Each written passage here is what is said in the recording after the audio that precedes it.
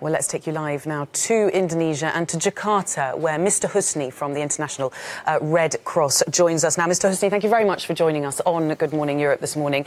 Can you just bring us up to date, please, first of all, with where we are with rescue efforts on the ground at the moment? We've been supporting government a lot on search and rescue from the Indonesian Red Cross, where we've had more than 200 volunteers and staff now on the ground supporting the government with the operation. Yesterday alone, 16 of our volunteers and staff were traveling to villages, and in one district called Sigi, they found 34 dead bodies who were identified as students who were having Bible camping in the area. And Mr. Husni, it's not just the sort of immediate, desperate attempts to get survivors, to get victims out. It's also the knock-on effects of this devastation. We've heard reports of looting, we've heard reports of unrest, some of them caused by food shortages. Can you give us a fuller picture of how the country is at the moment, what state it's in? Yeah, the distribution of aid relief is so difficult at the moment from both government and also aid agencies.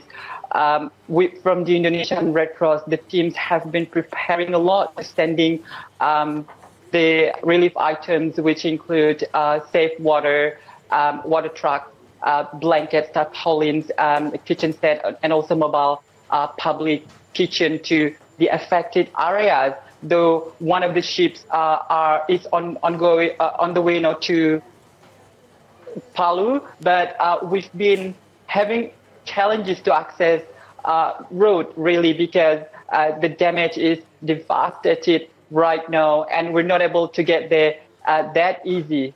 In the UK, Prime Minister Theresa May has unveiled her plans to overhaul Britain's immigration system. In a statement during her party's annual conference, she's pledged to end the free movement of people and reduce low-skilled migration from the EU. Well, let's get more on this from our correspondent Vincent McAviney, who's at the conference in Birmingham. Good morning to you, Vincent. Quite a bold statement from the May government. What does it mean? What are the knock-on effects for Brexit and the negotiations there?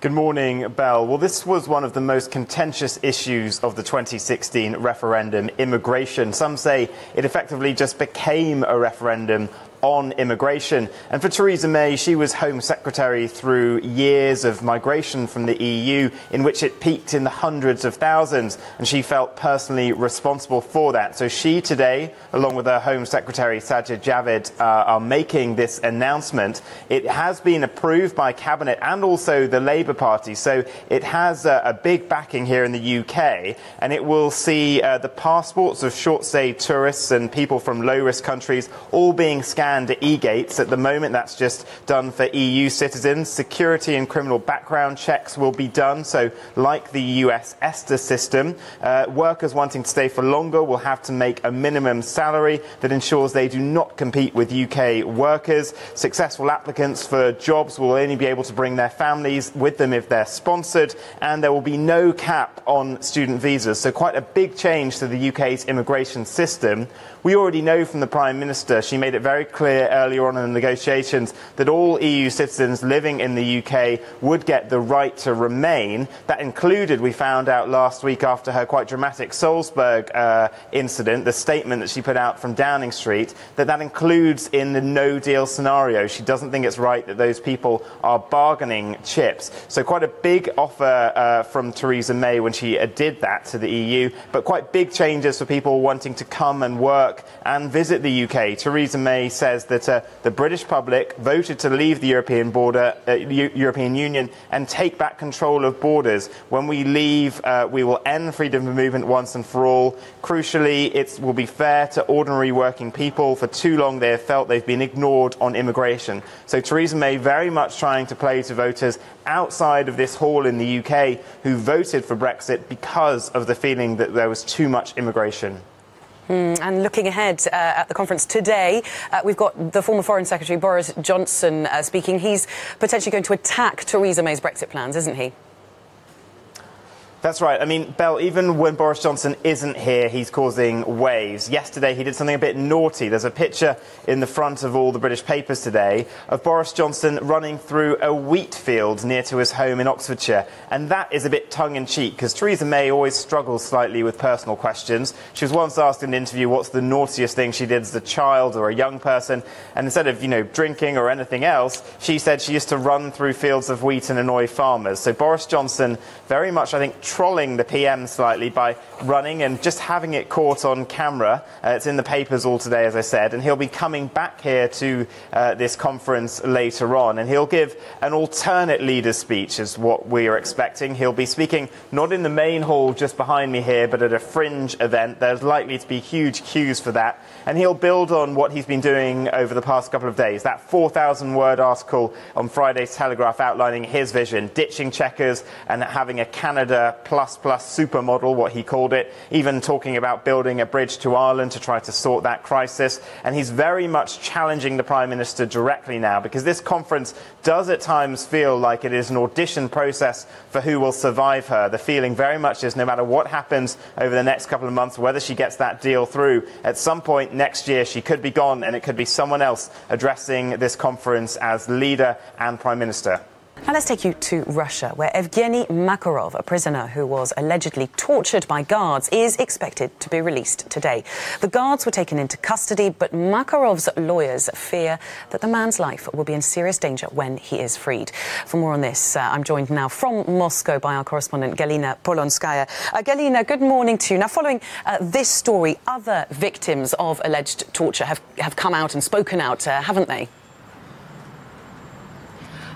Good morning. Indeed, this story gave hope to many Russian inmates. They are breaking this silence and they are begging for help. And the lawyers are really shocked by this scale. And they say that the tortures in Russian prisons became much more cruel in recent years. So this story of Yevgeny Makarov started with a release of a video. It was released by a Russian opposition newspaper Novaya Gazeta. This summit was taken in 2017. And we see 18 prison guards beating one inmate, beating his feet for 40 minutes. He is begging for help. This video went viral. Millions watched it and they were shocked by the way how calm those guards were, and they were doing their everyday routine job. And so the lawyer had to leave the country because she received many threats.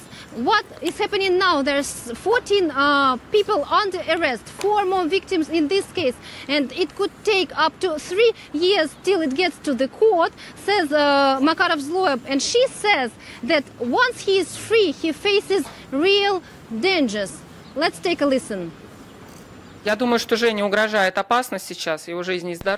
that Zhenya is in danger right now, his life and his health, because even though the prison guards are now under arrest, but they have relatives and friends and colleagues who still work there. And although the situation is that the criminal charges towards the guards are impossible to drop, and the investigation will go on, we do hope that they will be convicted.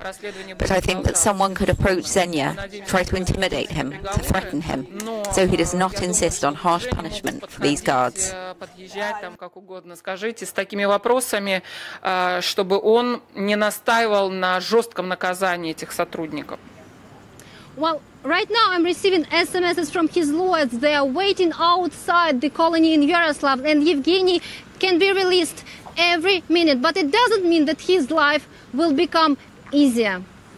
Galina, thank you very much for bringing us up to date. Galina Polonskaya in Moscow for us there.